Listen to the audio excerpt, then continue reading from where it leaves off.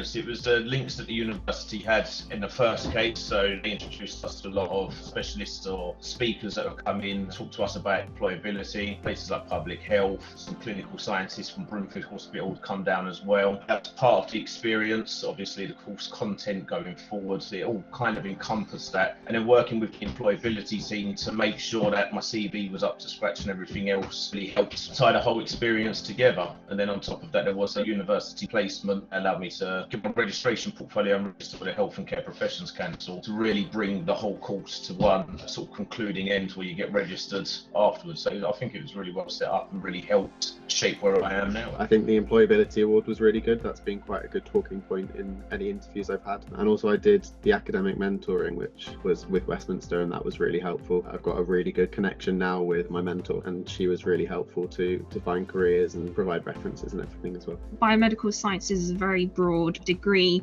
and it was only just initially I wanted to become a biomedical scientist, but then my thoughts have changed. I wanted to have a career change, and what helped me kind of point to the right direction was I had a meeting with my personal tutor, discussed my concerns and introduced me just briefly about like physician associate. I did my own kind of research, quite like the aspect of the role. But I think for more of a general kind of experience in terms of helping you find the direction you kind of want to go, I think the modules, studied in the biomed kind of helped me solidify what I liked and what I didn't like.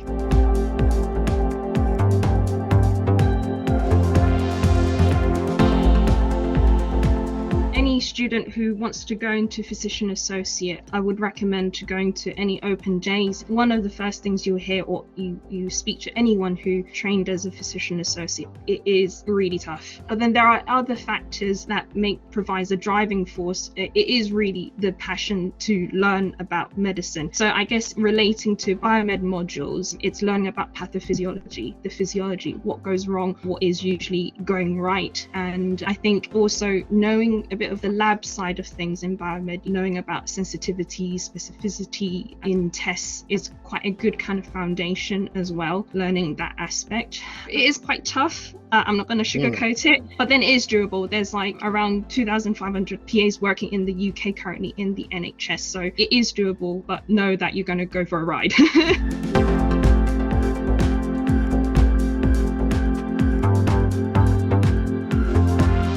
I think that depends on where you're going. So from biological sciences, working in research, the requirement for accreditation is not as rigorous as it is required for working as a biomedical scientist. It's a protected title. You have to abide by certain regulations to get that title. You can't just call yourself a biomedical scientist and go and work in the laboratory. In the research setting, it's slightly different. Obviously, your degree in biological sciences is accredited by the Royal Society of Biology, so it is an industry standard as to the attainment of the course.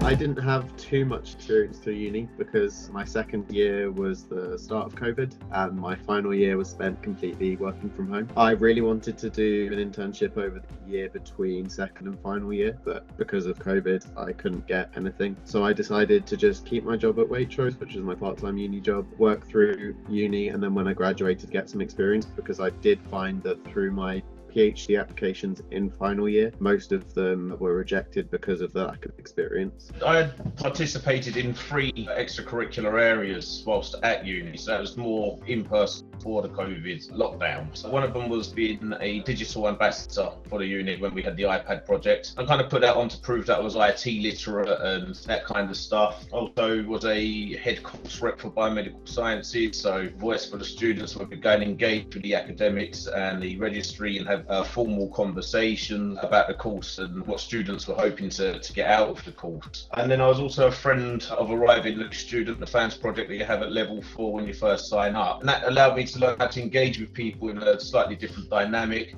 and show that I could take charge of a group of people and show them around. And I put all of this onto my CV. And actually I've applied recently for a job with the HCPC as the registration assessor for international students, and actually used a lot of the extracurricular stuff to tick the boxes of what they was asking for in that application. And I also include them in all the applications for the NHS because they want to see these managerial skills that you might have, leadership skills that sit behind you, especially in a large hospital, and that you are computer literate. There's a lot of data protection acts, GDPRs behind you. So having anything extracurricular that can, again, bolster your CV will definitely help going out into the world of work once you do graduate. So I definitely advise looking into see what the university are offering at the moment that can help improve your CV if you haven't got some of these things there for you.